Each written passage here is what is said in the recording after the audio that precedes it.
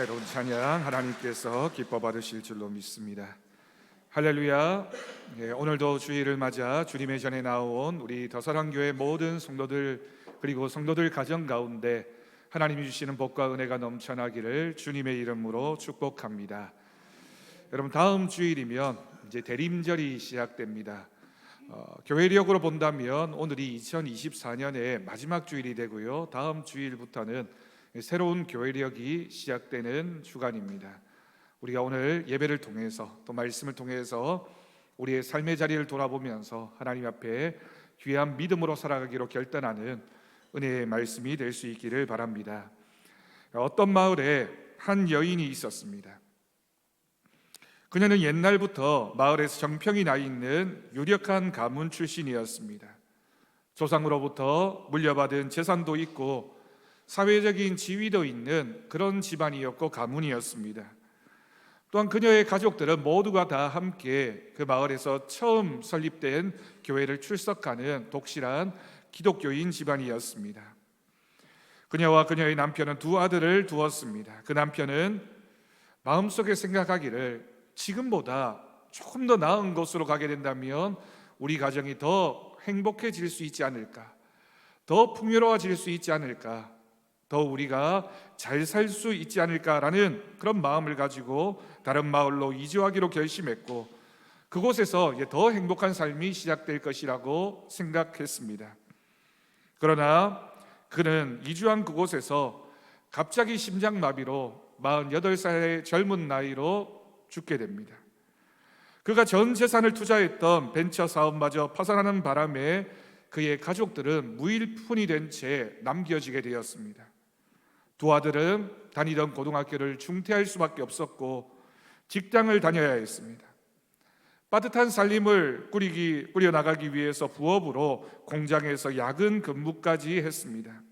그러다가 두 아들은 전혀 다른 배경과 종교를 가진 처녀들과 결혼했고, 그 모습을 본 그들의 어머니에게는 큰 마음의 고통과 상처가 되었습니다.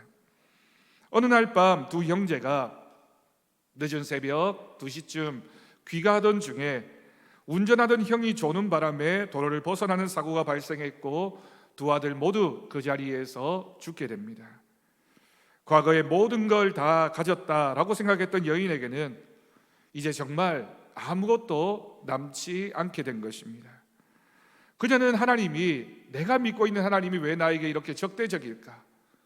왜 내가 그렇게 하나님 앞에 기도했지만 하나님은 내 기도에 응답해 주시지 않는가라는 질문이 생겨났습니다. 그녀는 며느리들에게 자신의 부모에게로 돌아가라고 말합니다. 한 명은 돌아갔고 다른 한 명은 그러지 않았습니다. 여러분, 이 이야기가 왠지 들은 이야기처럼 느껴지지 않습니까? 이 가상의 이야기는 오늘 우리가 읽은 룻기 1장에서 일어난 사건의 현대적인 이야기라고 할 수 있습니다. 시대적인 배경이 다를 뿐이지 3000년 전에 일어났던 그 이야기와 별로 다르지 않는 내용입니다. 룻기 본문으로 들어가면서 룻기를 잠깐 여러분들에게 소개하려고 합니다. 룻기는 성경에 기록되어진 66권의 성경책 중에 단 2권 여성의 이름으로 기록되어진 책 중에 하나입니다. 하나가 에스더라고 하는 성경이고 또 하나가 바로 룻기입니다. 또한 성경에는 이방인의 이름으로 성경책 이름이 명명된 책이 2권이 있는데, 첫 번째 책이 누가복음이라면 또 두 번째 책이 룻기입니다. 그런 의미에서 본다면 룻기는 이방인이었던 여인의 이름으로 기록되어진 성경에 등장하는 유일한 책이기도 합니다. 룻기는 스토리 중심이고 참 많은 대화의 내용들이 마치 연극의 대사처럼 기록되어져 있습니다. 룻기 전체가 85개의 구절로 기록되어져 있는데 그 중에 대화가 59개입니다. 3분의 2 이상의 많은 내용들이 대화체로 기록되어진 책이 바로 이 룻기입니다. 여러분, 이 책은 시대적인 배경이 사사시대입니다. 룻기 바로 앞에 있는 책이 사사기인데요, 사사기와 룻기는 한 시대에 나타나 있는 이 일들, 한 책은 역사책이라면 그 역사적인 흐름 속에서 한 개인, 한 가정에 일어났던 이야기를 다루고 있는 책이 룻기입니다. 똑같은 시대를 배경으로 하고 있지만 사사기와 룻기에 큰 차이가 있습니다. 사사기에는 하나님이 이스라엘 백성들에게 일으키신 많은 기적의 이야기가 기록되어져 있다면 룻기에는 기적이 전혀 등장하지 않습니다.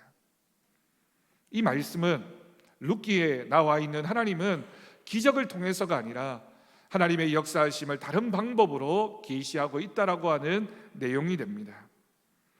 여러분, 룻기를 읽어보면 룻기에서 이 사건들 그리고 이 이야기를 만들어가고 있는 핵심 구조가 있는데 그것이 바로 위기입니다. 위기가 무엇입니까? 위기는 우리에게 찾아오는 인생이라면 누구나 경험할 수밖에 없는 고난과 환난의 때를 의미하는 단어가 위기입니다.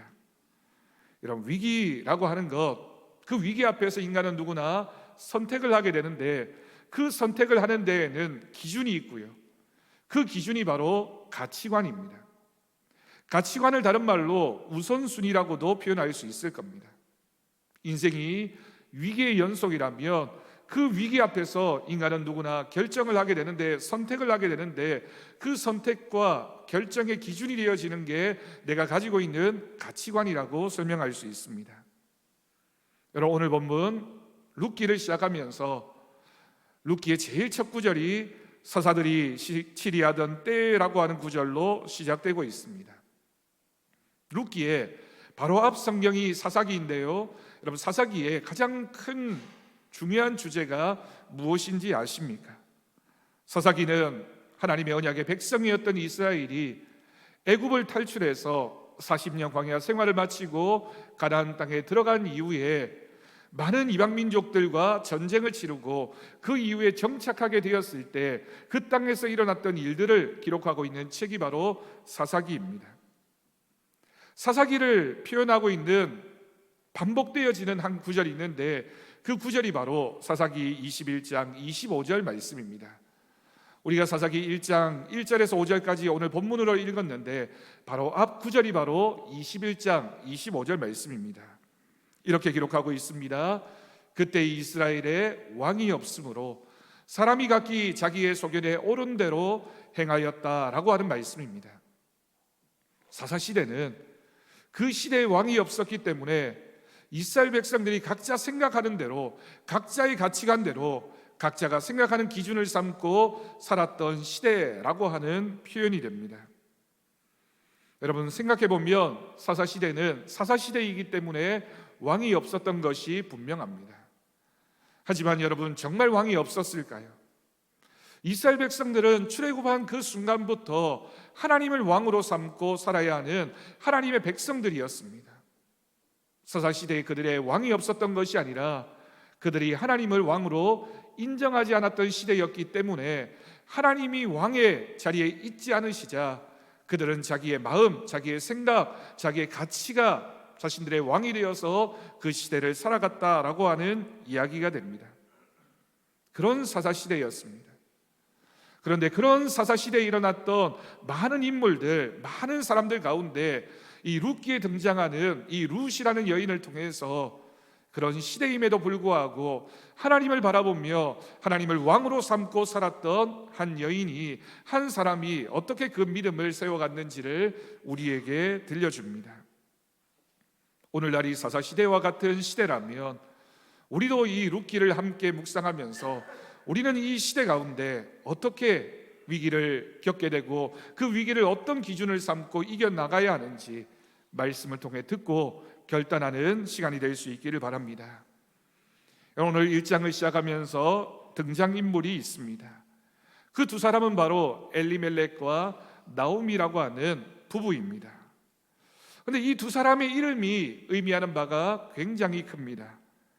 엘리멜렉이라고 하는 이 이름의 뜻은 나의 하나님이 왕이시다라고 하는 뜻입니다. 여러분, 조금 전에 사사시대를 표현했던 구절, 그 시대의 왕이 없어서 각기 백성들이 자신의 뜻에 옳은 대로 행했다라고 하는 의미로 생각해 본다면 엘리멜렉이라고 하는 이름 속에 담겨져 있는 하나님이 나의 왕이 되신다라고 하는 이름은 이 내용이 과연 무엇을 우리에게 들려주려고 하고 있는지, 루키를 통해서 우리가 무엇을 들어야 하는지를 분명히 보여주고 있습니다. 그런데 나오미, 그 부인의 이름의 뜻은 더 심오합니다. 나오미라고 하는 이름의 뜻은 유쾌하다, 기쁨과 행복과 즐거움이라는 뜻을 가지고 있습니다. 자신의 남편의 이름이 하나님이 나의 왕이 되신다라는 이름의 뜻이라면, 이 나오미라고 하는 이름의 뜻이 바로 이런 뜻이기 때문에 하나님을 왕으로 삼고 살아가는 가정, 하나님을 왕으로 삼고 살아가는 사람은 기쁨과 행복과 즐거움이 떠나지 않는다라는 의미로 해석할 수 있습니다. 그의 반면에 그들의 두 아들이었던 말론과 기련의 이름의 뜻은 음울한 뜻을 가지고 있습니다. 말론과 기련은 병약하다, 연약하다라고 하는 뜻을 가지고 있습니다. 여러분, 성경에 등장하는 인물들의 이름은 그 이름에는 깊은 신앙적인 의미가 있을 뿐만이 아니라 그 이름이 그 사람의 성격이 되기도 하고 그 이름을 통하여 그가 어떤 사람으로 살아가고 있는지를 보여주는 중요한 상징이 되기도 합니다. 엘리멜렉과 나오미, 그리고 말론과 기련이라고 하는 이 가족들 안에 주어진 이름을 통해서 루키가 과연 우리에게 무엇을 들려주려고 하는지 우리는 짐작해 볼 수 있습니다. 오늘 본문의 이야기로 들어가 봅니다. 여러분, 엘리멜렉과 나오미가 살았던 그 땅에 흉년이 들게 되었습니다. 여러분, 사사시대라고 하는 이 시대는 오늘로부터 3000년 전에 일어났던 일입니다. 3000년 전에 농경을 배경으로 하고 있었던 그 시대에 여러분, 농사를 지으면 풍년의 때가 많았을까요? 흉년의 때가 많았을까요? 오늘날이야 농업기술도 발달하고 얼마든지 물도 끌어올 수 있고 또 여러 가지 비료나 생산기술이 발달하다 보니까 풍년이 연속되는 것이 오늘의 모습이지만 3000년 전에 그 황량했던 그 시대에 농사를 짓는다는 것은 풍년보다는 흉년의 때가 훨씬 더 많았을 것입니다. 그런 의미에서 본다면 흉년은 별로 특별한 일이라고 할 수 없습니다. 그 땅에 흉년이라는 위기가 닥쳐오게 된 것입니다. 여러분, 위기는 인생 가운데 늘 찾아오는 일이라고 할 수 있습니다. 우리의 삶을 돌아보면 물론 우리의 인생의 시기들마다 행복하고 좋았고 또한 평안한 때도 있지만 대부분의 경우에는 위기가 자꾸만 겹쳐서 오는 것을 우리가 얼마나 많이 경험하며 살고 있습니까? 그런데 믿음의 사람에게는 그 위기가 닥쳐오느냐 마느냐가 중요한 것이 아니라 그 위기를 어떻게 이겨내고 그 위기를 통해서 어떻게 우리가 하나님의 뜻을 발견해 나갈는지가 훨씬 더 중요합니다. 여러분, 위기를 극복해 가는 데 있어서 가장 중요한 것이 있다면 그 위기를 만났을 때 우리는 선택을 해야 됩니다. 무엇을 얻고 무엇을 버릴 것인가? 그것이 바로 우선순위입니다. 우리가 모든 것을 다 가지고 살 때는 굳이 선택할 필요가 없겠지만 위기의 때 어려움이 찾아오고 고난과 환난이 찾아오게 되면 우리가 잘 버려야 할 것, 잘 찾아야 될 것을 구별해야 됩니다. 그것이 바로 그 위기에서 살아남는 방법이 되기 때문입니다. 그것이 바로 우선순위이고 가치관입니다. 선택이 무엇입니까? 여러분, 우리가 선택을 한다는 것은 무엇인가를 우리가 선택하게 되면 반드시 나머지 것은 다 버려야 된다는 뜻입니다. 잘 버리고 잘 선택하려면 그것을 가늠하게 만드는 기준이 필요한데 그 기준이 바로 다시 말하면 가치관, 우선순위입니다. 여러분, 우리가 종종 재미삼아 그런 이야기를 할 때가 있습니다. 아들에게 어머니와 아내가 물에 빠지면 누구를 먼저 건질래? 라고 하는 질문입니다. 참 두려운 질문이죠. 여러분, 우리가 둘 중에 하나를 꼭 선택해야 된다면 그 선택을 할 때 가치관이 들어가게 됩니다. 누가 더 우선적이냐라고 하는 우선순위가 개입하게 됩니다. 그래서 어떤 선택이든지 그 선택의 결과를 보면 그 사람이 무엇을 기준 삼고 있는지 가치관을 알 수 있고 그 사람의 마음의 중심의 생각을 알아낼 수 있는 겁니다. 엘리멜렉과 나오미에게 위기가 찾아왔습니다. 흉년이라고 하는 위기가 찾아온 것입니다. 이 두 사람이 자신들에게 닥친 그 위기를 모압이라는 땅을 선택함으로써 해결하려고 했습니다. 네, 여러분, 여기서 우리가 눈여겨보아야 할 한 지명이 있습니다. 지금 엘리멜렉과 나오미가 살고 있는 그 고향입니다. 그 고향은 바로 유대 땅 베들레헴입니다. 베들레헴이라고 하는 이 이름의 뜻이 떡집, 빵집이라는 이름의 뜻을 가지고 있습니다. 여러분, 우리가 빵집이라고 하면, 떡집이라고 하면 그게 우리의 주식이 아니니까 그저 간식 정도로 생각하니까 중요하게 생각하지 않을 수 있지만, 이 당시의 문화에서는 빵이라고 하는 것이 주식이었고 생명을 보장하는 음식이었습니다. 우리로 얘기하면 밥집, 생명의 집이라고 표현할 수 있는 겁니다. 그러니까 유대 땅에 있었던 많은 마을들, 많은 도시들 가운데 베들레헴이라고 하면 그래도 그 지역에서는 먹을 것이 풍부하게 나는, 그래서 빵이 보장되어져 있는, 하나님이 주시는 양식이 공급되어지는 그런 땅이었다라고 생각할 수 있는 겁니다. 그런데 그곳에서 조상 대대로 살던 엘리멜렉과 나오미가 그 땅에 흉년이 들었다고 빵집을 떠나서 다른 곳으로 떠나게 된 것입니다. 내 삶을 지탱하고 있었던 그 믿음을 버리고 나를 보호해주고 있었던 아버지의 집을 떠나버린 탕자의 모습이 오늘 이 본문에서도 우리는 충분히 느낄 수 있습니다. 모압이라고 하는 땅은 오늘날 이스라엘 요단강 건너편에 있는 요르단 지역에 해당하는 그런 땅입니다. 유대 땅 베들레헴에서 모압이라고 하는 이곳으로 가려면 그 지역에 있던 가장 큰 바다인 사해 바다를 둘러서 가야만 합니다. 그리고 또한 그 땅을 가기 위해서는 광야를 꼭 통과해야만 했습니다. 먼 거리입니다.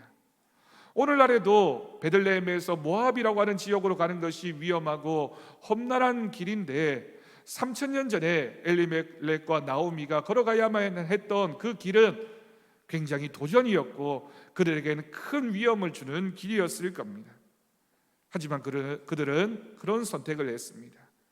이곳에 있기보다는 모압 땅으로 가면 우리가 더 행복해질 거야. 베들레헴에는 흉년이 들었으니까 모압 땅으로 옮겨가면 우리에게 새로운 기회가 주어지지 않을까, 우리는 더 잘 살게 될 거야, 더 행복해질 거야, 그런 마음을 가지고 그 땅으로 이주해 갔던 것입니다. 그래, 선택에는 적어도 이 베들레헴은 아니라는 판단이 있었습니다. 우리는 오늘 성경 본문을 읽으면서 베들레헴으로 모압으로 흉년을 피해 갔구나라는 정도로 읽지만 이스라엘 사람들은 이 본문을 읽으면서 굉장히 의미 있게 읽어낼 것입니다. 하나님이 약속하신 땅을 떠나서 모압으로 가려고만 했던 그들의 마음속에는 도대체 왜 그런 선택을 했을까? 그들의 마음속에 무언가 큰 결심이 있었구나. 그리고 자신들의 마음속에 내가 이곳을 버리고 그곳을 얻으려고 할 때는 뭔가 모험적인 생각이 있었겠구나라고 추측하게 될 것입니다. 가나안 땅 베들레헴은 하나님이 약속하신 땅입니다. 하나님의 율법을 지키고 살아야 할 유다 지파의 사람들이 단지 먹을 것의 문제로 이방인들이 거주하고 있던 모압 땅으로 가버렸으니 그것이 어떤 결과가 주어지게 될까요?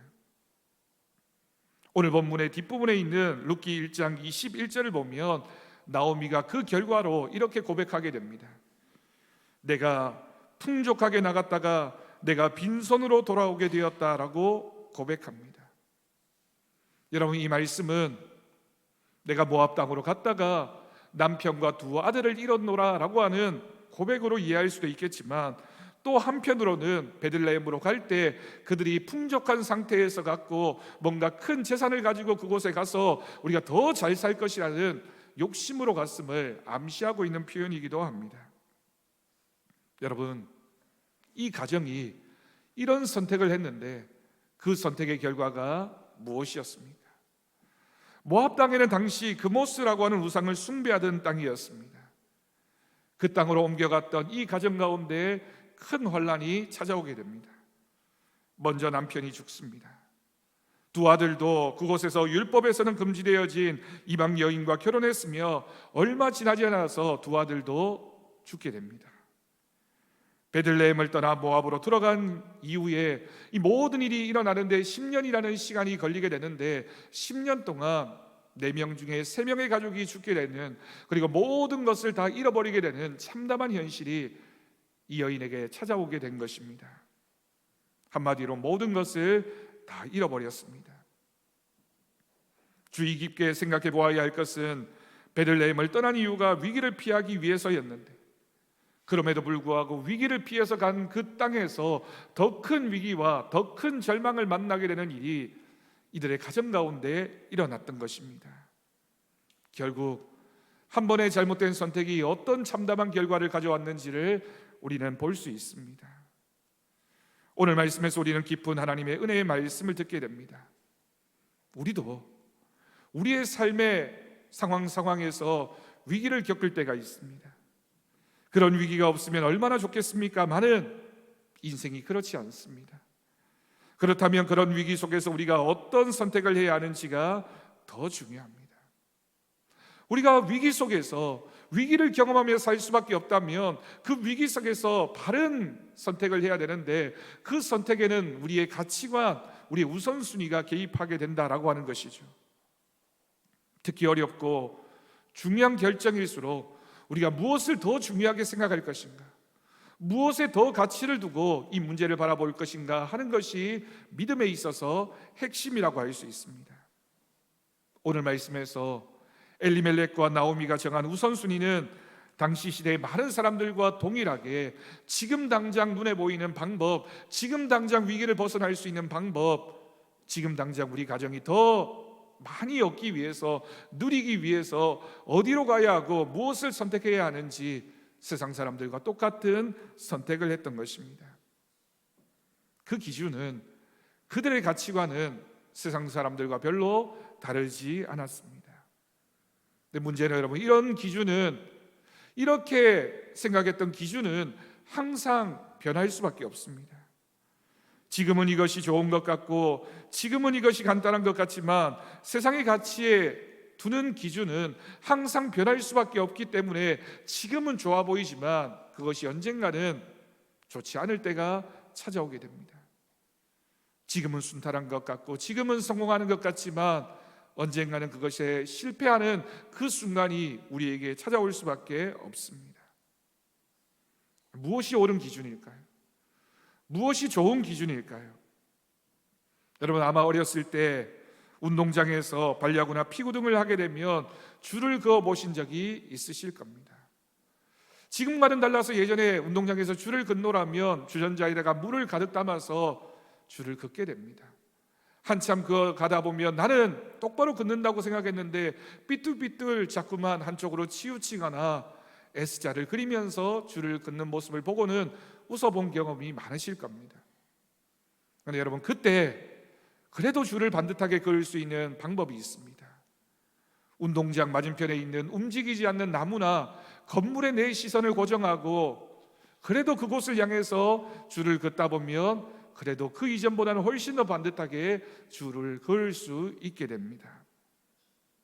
기준이 움직이지 말아야지만 우리가 그 기준을 향해서 그래도 반듯하게 걸어갈 수 있는 것이죠. 그럼 마찬가지입니다.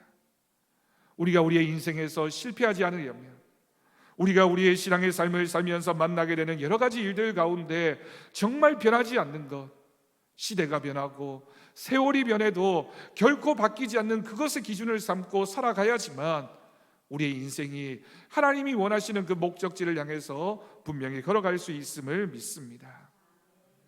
여러분, 그렇다면 우리 그리스도인들에게 정말 기준 삼아야 할 것이 무엇일까요?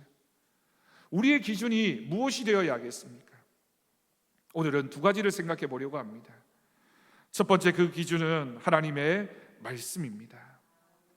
여러분, 베들레헴이라는 지명이 암시하는 것처럼 이스라엘 백성들에게 주어진 약속의 땅은 이스라엘 가나안 땅이었습니다.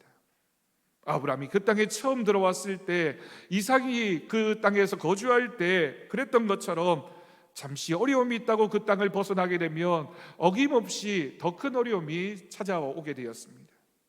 하나님의 뜻은 내가 지시하는 땅에서 머물러 살라라고 하는 것이 하나님의 말씀이었기 때문입니다.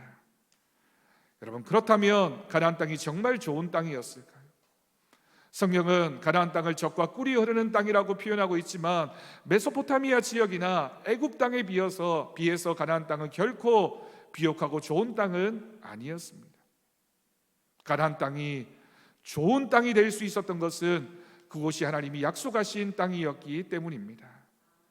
하나님이 지시하시는 땅, 하나님께서 이스라엘 백성들에게 주시는 땅, 그 땅이 그런 땅이었기 때문에 하나님의 약속을 붙잡고 있으면 그곳은 가나안 땅이며 하나님의 약속의 땅이 될 수 있습니다. 하지만 눈을 돌려서 이곳은 비옥하지 못하니 이 땅은 흉년이 들었으니 다른 땅으로 한번 가볼까? 다른 땅에 가면 우리가 더 행복해질 수 있을까? 그런 생각을 가지고 애굽으로 내려가고 다른 곳으로 가게 되면 어김없이 그들은 믿음의 실패를 경험할 수밖에 없었던 것입니다. 베들레헴, 하나님의 양식이 있는 집입니다. 예수님께서도 자신을 생명의 떡이라고 말씀하셨습니다. 예수님 자신이 베들레헴에서 태어나셨습니다. 하나님의 말씀, 하나님이 주시는 생명의 기준이 있는 그 떡집, 그 생명의 양식이 있는 그곳을 떠나버리게 되면 그들에게 어떤 소망도 사라질 수밖에 없습니다. 그리스도인은 하나님의 말씀대로 살 때, 하나님의 말씀에 머물 때, 우리의 인생의 기준이 하나님의 말씀이 되어질 때 그 인생은 행복한 인생인 줄로 믿습니다. 빵집에 살면서 다른 곳의 양식을 찾아가는 인생은 어리석은 인생일 수밖에 없습니다. 생명의 말씀이 여기 있는데 이곳을 떠나서 다른 곳에 가서 무엇인가를 찾는 인생은 실패할 수밖에 없습니다. 주의 말씀이 여기 있습니다. 제가 누구에게로 가겠습니까? 라고 고백했던 제자들의 고백처럼 우리도 하나님의 말씀을 우리의 인생의 기준으로 삼고 하나님의 말씀이 있는 그곳이 우리의 삶의 가치관이 되고 기준이 되어지는 은혜가 하나님의 말씀 앞에 믿음으로 살아가는 우리 더사랑교회 모든 성도들이 될 수 있기를 간절히 바랍니다. 두 번째로 그 기준은 하나님만 바라보는 믿음이어야 합니다. 여러분, 오늘 등장인물들의 이름들이 암시하는 바와 마찬가지로 우리는 하나님의 은혜로 살아가는 사람들입니다. 우리는 하나님을 우리의 왕으로 고백하며 살아가야 하는 사람들입니다. 우리가 무엇인가를 했기 때문에 또는 우리가 무엇인가를 할 수 있는 능력이 있기 때문에 하나님께서 우리를 사랑하신 것이 아닙니다. 우리가 능력이 많아서 하나님이 우리를 사랑하셨다면 우리의 능력이 사라지고 나면 하나님이 우리를 사랑하시지 않겠죠. 우리가 대단한 사람이어서 하나님이 우리를 사랑하셨다면 우리가 그렇지 않게 되면 하나님이 우리를 버리실 겁니다. 하지만 그렇지 않습니다. 하나님이 우리를 백성 삼아 주신 것은 그저 우리를 사랑하셨기 때문입니다. 우리가 그런 믿음을 고백하고 있다면 우리는 항상 하나님은 우리의 왕이셔야 합니다. 세상의 그 어떤 것도 우리의 삶에서 하나님 아닌 다른 것이 왕이 될 수 없습니다. 서사시대와 왕정시대를 거치면서 이스라엘 백성들이 가나안 땅에 정착해서 살면서 끊임없이 싸워야 했던 문제가 바로 이것이었습니다. 하나님을 섬기면서 이방신을 섬길 수도 있겠구나라는 그런 유혹이 이스라엘 백성들에게 끊임없이 주어졌던 겁니다. 이것이 바로 혼합주의입니다. 하나님 아닌 다른 것, 우상을 숭배하는 문제로 하나님을 떠나게 되었습니다. 하나님 아닌 다른 것에 가치를 두고 하나님이 아닌 다른 것에 내 마음을 빼앗기고 눈길을 돌리게 되면 그것이 바로 우상입니다. 하나님을 왕으로 삼고 살고 있었던 베들레헴을 떠나서 이방 땅 모압으로 가게 되면 여러분 그것이 바로 우상 숭배입니다. 믿음은 하나님이냐 세상이냐 둘 중에 하나를 선택하는 것이지 하나님도 섬기면서 내가 세상 사람들처럼 살아가도 된다라고 생각하면 그것이 바로 우상입니다. 하나님의 백성들이 이스라엘 백성들이 이 문제에서 넘어졌던 겁니다. 이스라엘 백성들의 문제는 하나님을 떠났다라고 하는 것에 있는 것이 아니라 하나님을 섬기면서 동시에 세상의 마음을 빼앗기고 시선을 빼앗기고 살아가고 있으니 그것이 진정한 하나님을 섬기는 모습이 아니었던 것입니다. 세상이 우리를 유혹합니다. 그래 너 하나님 섬겨. 그래도 지금은 다른 것도 중요하지 않느냐라고 하는 말로 우리를 유혹합니다. 하나님의 일 해야지, 하나님 예배해야지, 그래 네가 하나님을 섬기는 사람이지, 그래도 직장에서는 또는 다른 사람들 만날 때는 그래도 지금은 세상의 가치가 더 중요하지 않아 라고 하는 말이 우리를 얼마나 쉽게 무너뜨리는지 모릅니다. 오늘 말씀은 우리에게 질문합니다. 그저 3000년 전 어느 가정에 일어났던 이야기가 아니라 오늘도 인생의 많은 위기 앞에서, 많은 문제 앞에서 끊임없이 주어지는 질문, 너는 무엇을 바라보고 살겠느냐? 우리 인생의 주인이 누구이냐라고 하는 질문 앞에서 여러분, 우리는 누구를 선택하고 무엇을 바라보아야 하겠습니까? 선택할 수 있다는 것은 물론 좋은 일입니다. 반대로 여러분, 우리가 한 가지만 가지고 있다면 굳이 선택할 필요가 없겠죠. 사람들이 많은 소유를 하게 되고 풍요로운 삶을 살게 되니까, 선택할 수 있게 되니까 다른 것에 눈을 빼앗기게 되는 겁니다. 아이스크림 가게 중에 베스킨라빈스 31이라고 하는 유명한 아이스크림 가게가 있습니다. 그 가게에 가면 골라 먹을 수 있는 아이스크림 종류가 31가지나 있습니다. 그러니 여러분, 그곳에서 망설이게 되는 겁니다. 한 가지만 있다면, 그 한 가지가 우리의 마음의 중심에 유일하게 선택하는 것이라고 생각한다면 방황하지 않겠죠. 고민할 필요가 없겠죠. 여러분, 우리의 인생에서 우리가 과연 누구를 바라보고 있습니까? 하나님이 우리가 인생에서 만나게 되는, 경험하게 되는 많은 좋은 것들 중에 하나 정도로 치부된다면 우리는 하나님이 아닌 다른 것을 선택할 수도 있을 겁니다.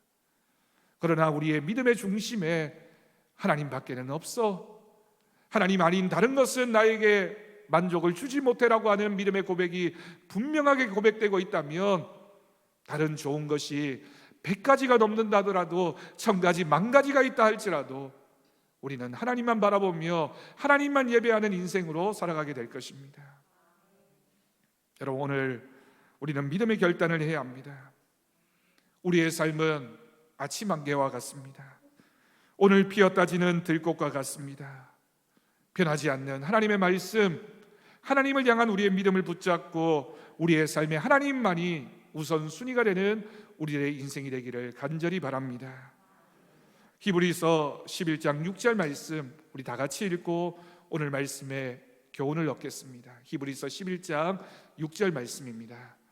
믿음이 없이는 하나님을 기쁘시게 하지 못하나니 하나님께 나아가는 자는 반드시 그가 계신 것과 또한 그가 자기를 찾는 자들에게 상 주시는 이심을 믿어야 할지니라. 아멘. 이 확신을 가지고 하나님 앞에 믿음으로 살아가는 우리 사랑하는 더사랑교회 모든 성도들 되기를 주님의 이름으로 간절히 축복합니다. 기도하겠습니다. 하나님 아버지, 감사합니다. 우리가 인생을 살아가며 우리의 인생에서 경험하게 되는 많은 위기와 선택의 상황에서 우리는 무엇을 바라보고 무엇을 바라보며 살아가고 있는지 오늘 우리 자신에게 묻게 하여 주옵소서. 그 질문에 믿음의 대답을 할 수 있기를 원합니다. 오직 우리의 삶의 주인은 하나님이시며 하나님만을 바라보며 살아갈 때 그것이 우리의 인생의 진정한 행복인 줄로 믿습니다. 믿음이 없이는 하나님을 기쁘시게 하지 못하는 우리의 인생임을 기억하게 하시고, 오직 믿음, 오직 하나님의 말씀, 오직 하나님의 은혜로 살아가는 우리들의 귀한 인생 되게 하여 주옵소서. 우리 주 예수님의 이름으로 기도드립니다. 아멘. 감사 찬송